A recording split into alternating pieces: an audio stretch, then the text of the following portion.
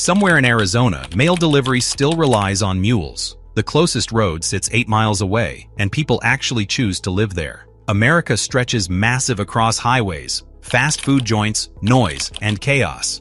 Yet hidden in the forgotten corners of maps, places exist so disconnected they transform Amish communities into bustling metropolises by comparison. Here lies the fascinating reality. In our hyper-connected world, certain towns have completely ghosted civilization and not merely survived, but genuinely thrived. Why does this happen? Fewer humans, affordable property, and probably a deep-seated hatred of homeowner association meetings. Today's journey explores 10 of America's most isolated locations, from Alaska's frozen wilderness edges to a Michigan island where automobiles don't exist and confused moose populations wander aimlessly. Think you understand remoteness? Prepare for revelations. Consider Hawk's Rest in Wyoming, completely surrounded by 20 miles of untouched wilderness stretching in every conceivable direction.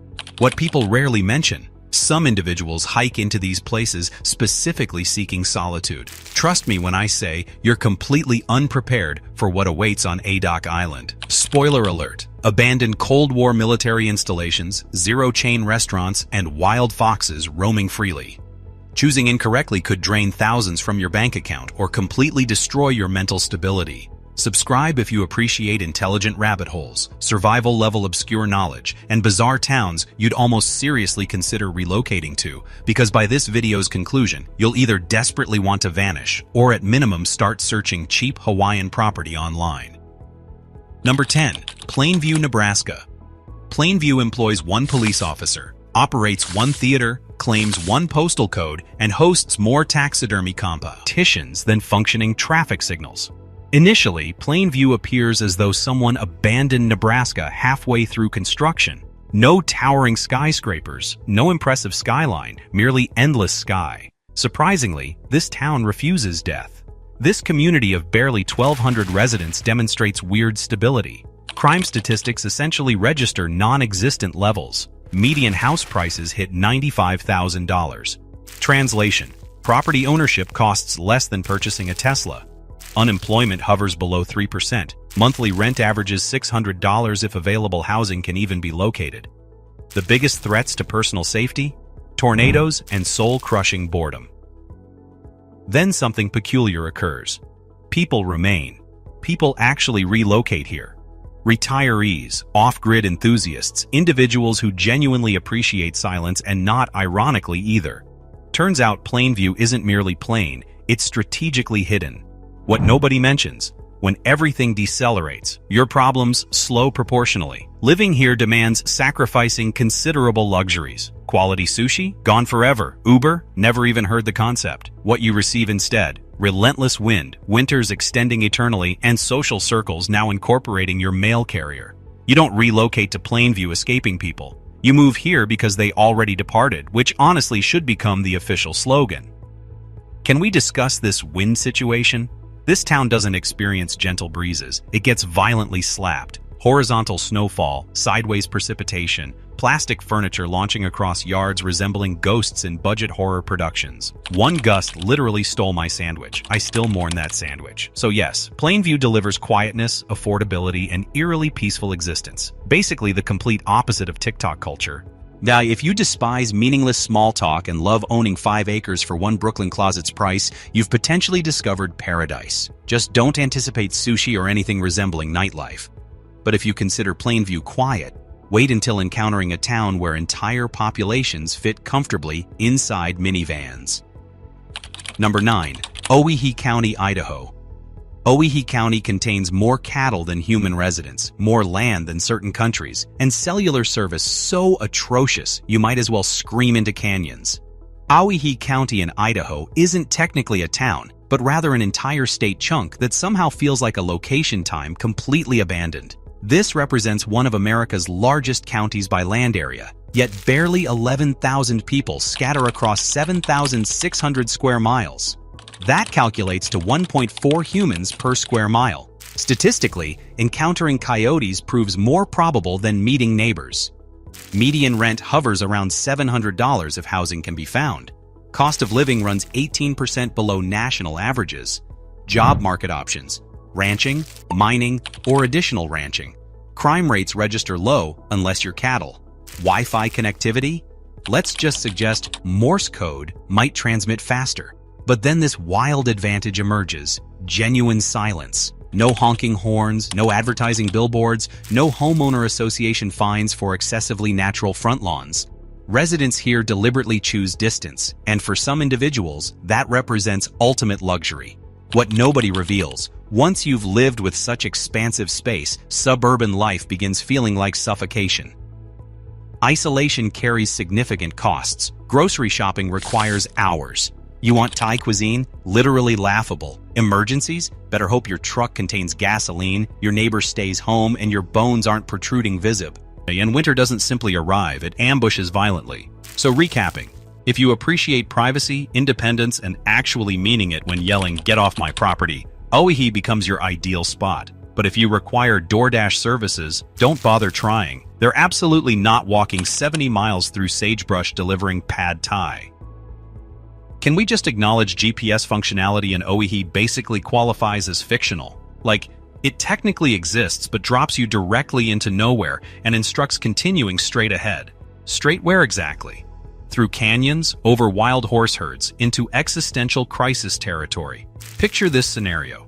You awaken, step outside your cabin, and encounter dead silence. No neighbors exist, just golden sunlight illuminating red cliffs, boots crunching dirt, and perhaps one confused deer judging your flannel choices.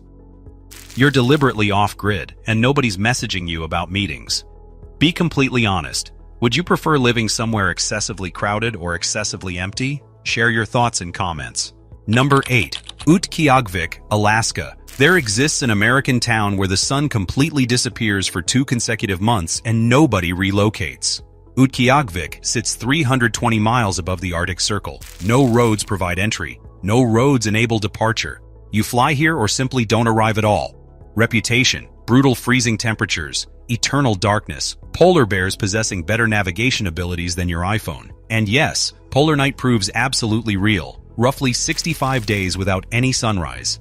Then during summer, the sun just refuses clocking out. Midnight daylight creates insomnia with spectacular views. Data verification. Population approximately 4,400 residents. Average winter temperatures hit -20 degrees Fahrenheit before wind chill bullies you further.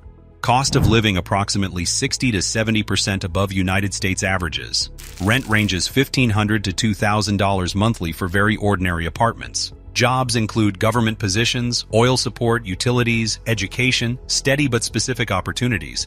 Crime statistics register higher than average but mostly non-violent incidents. Isolation performs weird operations on human psychology. But then surprisingly, people don't treat this location like exile. It's home, deeply, intentionally chosen. What nobody mentions: when the world goes quiet, community gets loud. Financially speaking, groceries arrive via airplane. 1 gallon of milk can hit $7 to $9. Fresh produce experiences, jet lag. Amazon Prime literally laughs at you. Emotionally, darkness messes with your head until you learn fighting back through routines, shared meals, traditions older than the United States itself. This represents an Inupiat community first, Arctic outpost second. The culture holds strong when the sun doesn't. So yes, rent's expensive, food cost escalate, and winter lasts 9 business months. But the trade-off involves knowing your neighbors actually notice when you're gone. Let's discuss layers properly. You don't get dressed in Utqiaġvik. You assemble protective armor, socks over socks, pants over pants. Parka so massive it carries emotional weight. You're not leaving the house casually. This becomes a process requiring planning, commitment, questioning your choices halfway to the door. Fun statistic. Utqiaġvik once recorded -56 degrees Fahrenheit. That's not weather conditions. That's a direct threat. Picture stepping outside at noon and encountering pitch blackness. Snow crunching under boots, streetlights glowing like scenes from science fiction movies. The air so cold, it feels physically sharp. Then someone waves, knows your name, asks if you're eating tonight. Remember Owyhee's terrible GPS? Yeah, up here GPS works fine. It's the sun that ghosts you. Number 7. Glasgow, Montana. Glasgow sits in northeastern Montana, a location so flat and wide it distorts your depth perception. It's home to about 3,200 people, and it's the largest town for hours in every direction. That's not marketing language, that's survival mathematics. Here's the data reality. Median home price approximately $140,000. Rent ranges $750 to $900 if you're lucky. Cost of living approximately 10% below national average. Crime statistics. Violent crime well below United States average. Property crime exists, but mostly petty offenses. Jobs include healthcare, education, agriculture, rail, and whatever keeps town functioning. Here's the twist. Glasgow used to be bigger. Air Force Base shuts down in the 60s. Population drops. Town doesn't die, it adapts. What nobody mentions, places that lose people either rot or get honest. Financially, you won't get rich here, but you won't drown either. Low housing costs mean breathing room, no bidding wars, no panic scrolling Zillow at midnight. Emotionally, it's quiet in ways that force you inward. That scares some people. Others finally sleep properly. Statistically, Glasgow registers safer than plenty of trendy cities charging $3,000 for studio apartments, which is wild because one has breweries and bike lanes, and the other has wind that sounds personal. Let's address the wind situation. Not breezy, not gusty. This is the kind of wind that leans into you. You'll open your car door and immediately regret life choices. Hats become decorative lies. You don't fight Glasgow wind, you negotiate with it. Imagine walking down a quiet street at dusk. One grocery store, one stoplight, lights glowing in houses where people actually know each other.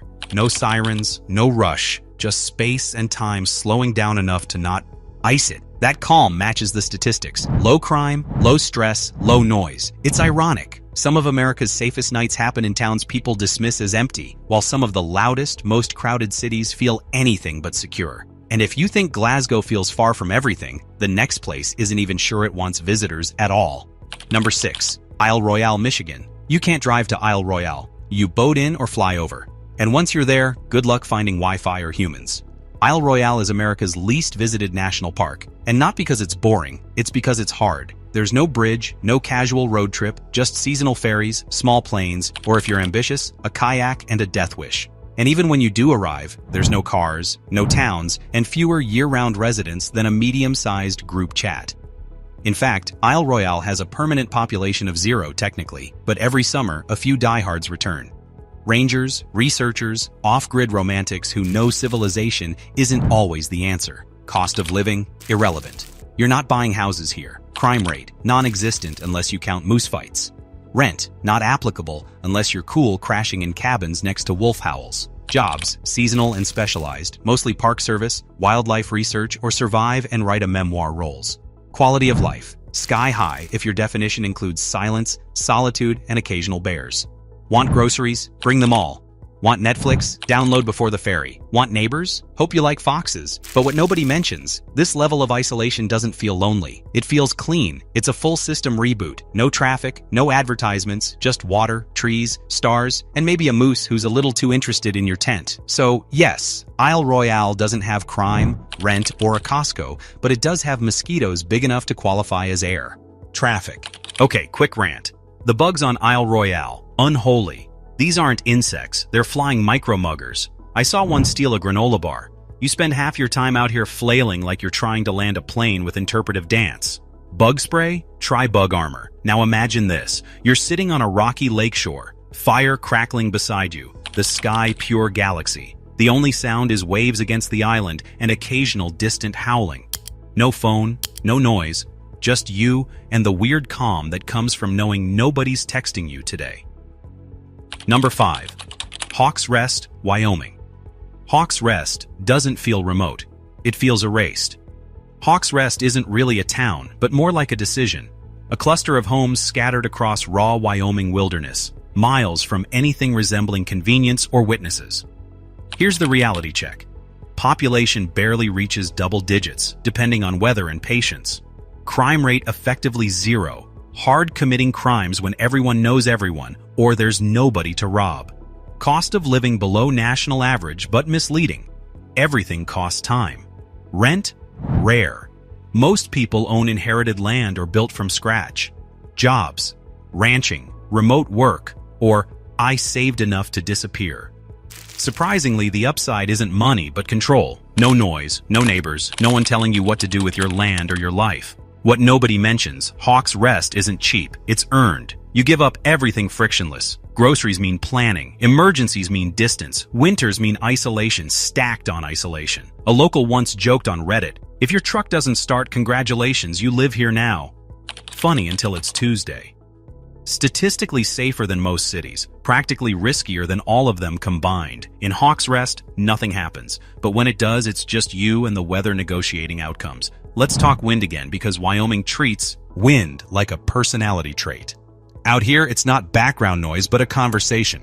It rattles your house, your truck, your thoughts. You don't check the forecast. You brace. Somewhere between gusty and apocalyptic, Hawks Rest just shrugs and keeps going. It's wild. Some of America's safest feeling places are the ones where help is the farthest away. Be honest. Could you live somewhere with no neighbors? Yes or no? I want to see how many of you are lying to yourselves. And if Hawks Rest feels lonely, the next place proves isolation can get even weirder. Like the video, because somewhere out there, a man in Wyoming just nodded approvingly and went back to fixing his fence. Subscribe, because one day you might accidentally move somewhere with no Wi-Fi, no neighbors, and no plan. And you'll need this channel as a survival manual. I'm not saying it'll happen, I'm just saying it happened. Number 4. Adak, Alaska. Adak looks like someone evacuated in a hurry and forgot to tell the buildings. Adak sits on the edge of the Aleutian Islands, closer to Russia than to the nearest Costco. For decades, it was a strategic Cold War military base. At its peak, 6,000 plus people. Today, about 300 residents living among empty schools, vacant runways, and apartment blocks designed for ghosts. Here's the reality. Crime rate extremely low, mostly nonviolent, mostly boredom-related. Cost of living approximately 35 to 40% above national average. Rent shockingly cheap. $400 to $800 for entire apartments because supply is overwhelming.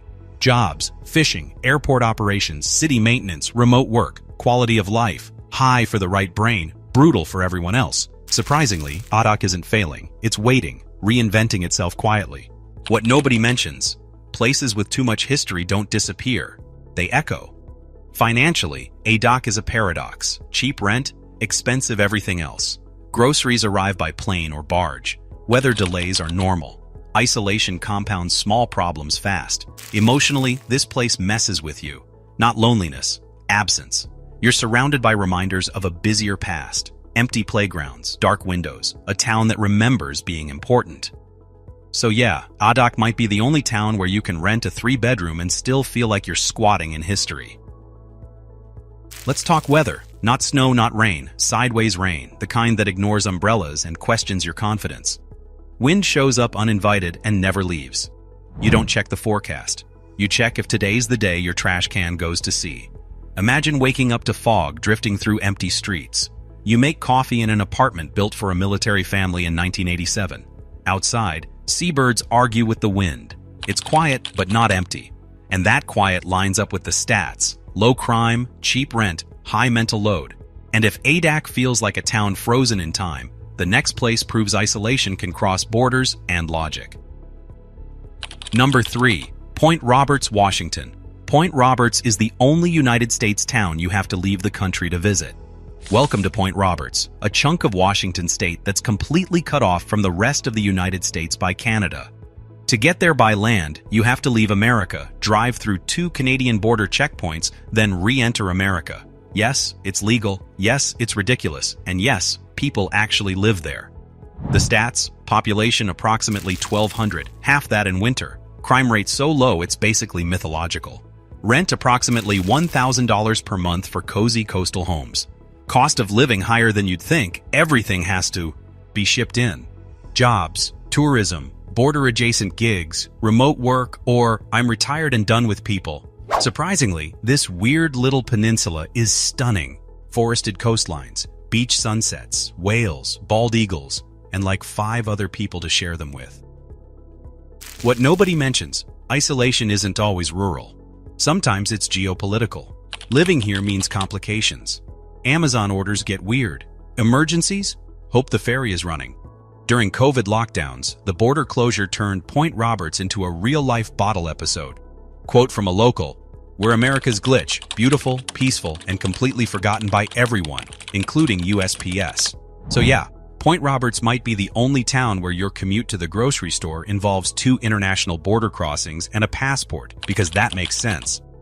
Alright, quick rant. Imagine having to explain your mailing address to 3 governments, a confused FedEx driver, and a guy named Ron who delivers pizza on foot because it's faster than customs. That's Point Roberts. Even your packages are like, "You sure about this?" Now picture this. A quiet coastal morning, fog lifting off the bay. You sip your coffee on a porch with a view of both countries while knowing no one from either side is showing up unannounced. It's peace with paperwork. Number 2, Monowi, Nebraska. Monowi isn't just small, it's legally one person. And she's the mayor, the bartender, the librarian, and probably the town gossip. Monowi, Nebraska is the only incorporated town in America with just one resident, Elsie Eiler. She's in her 80s. She runs the tavern, approves her own liquor license, pays taxes to herself, and yes, she's still doing it. Let's hit the stats. Crime rate 0, unless Elsie starts a bar fight with Elsie. Cost of living basically whatever she decides. Rent? Nope, just one house. Job market? One job, she has it. Quality of life depends on how well you get along with yourself. Monowi is the definition of, if you want something done right, do it yourself, because there is literally no one else. What nobody mentions, this place functions. It files annual reports. It has a zip code. The bar has regulars from other towns. Monowi isn't a ghost town. It's a one-woman show. Living here isn't lonely, it's legacy. Elsie stayed when everyone else left. She chose it. And while most of us are just trying to mute group chats, she turned the whole town into solo mode. Only in America can one person be an entire government and still be more functional than a city council. Can we take a second and appreciate the bureaucracy of one? Like, this woman literally fills out paperwork to herself. Tax forms, liquor license renewals, grant proposals. It's all just her handwriting talking to itself. She's got more civic responsibility than half of Congress, and she pours beer. Picture this. You wake up in a town where you know every single person because it's you. You open the bar, you check the mail, you decide whether today is a library day. No noise, no drama, just silence, a jukebox, and your own schedule. It's peaceful in a way that hurts to think about. Remember when we thought Point Roberts was weird? Monowi looked at that and say, "Hold my beer, I'll pour it myself." Fun fact, Elsie holds every elected office in Monowi. So yeah, she wins 100% of the vote unless her pen slips. And if you thought Monowi redefined small town, the next place takes hard to reach and turns it into a way of life. Buckle up for number 1. You don't get there, you descend. Number 1. Supai, Arizona. There's a town in America where the mail still arrives by mule, and that's not a gimmick, that's infrastructure. Supai sits 8 miles inside the Grand Canyon at the bottom of a place most people only visit briefly, then leave sore, sunburned, and bragging. For the Havasupai tribe, this isn't a destination, it's home. There are no roads in. 0. You hike, helicopter, or ride in on horseback. That's it. Here's the data reality. Population approximately 200 to 300 residents. Crime rate extremely low with community-based enforcement. Rent, home ownership, tribal land only. No Zillow fantasies here. Cost of living high. Supplies flown or packed in. Jobs, tribal government, tourism, healthcare, education. Quality of life. High connection, low convenience. Supai isn't isolated because it failed. It's isolated because it refused to bend. What nobody mentions, isolation hits different when it's chosen and inherited. Financially, everything takes effort. Groceries, construction, emergency care. Emotionally, you gain something most places lost. Continuity, family, land, memory. So yeah, Supai doesn't have Amazon Prime, but it does have waterfalls so blue they look photoshopped, and neighbors who actually know your grandparents. Let's address tourists. Some hike down with 0 water, bad shoes, and big opinions. Then they're shocked that the canyon is hot, steep, and indifferent. This isn't Disneyland with stairs, it's a canyon. Act accordingly. Imagine waking up to canyon walls glowing red at sunrise. Cold river water running past your feet. Quiet. Not empty quiet, but living quiet. No traffic, no rush, just time moving slower because it has nowhere else to be. That calm lines up with the stats. Low crime, strong community, high effort, high meaning. Like the video because somewhere out there, a mule just delivered the internet this fact. Subscribe because if you ever make one bad life decision and end up hiking into a canyon with no plan, this channel counts as emergency preparation. I'm not saying you'll move here. I'm just saying you'll never forget it. Supai is number one because it doesn't care about being number one, which honestly might be the whole point.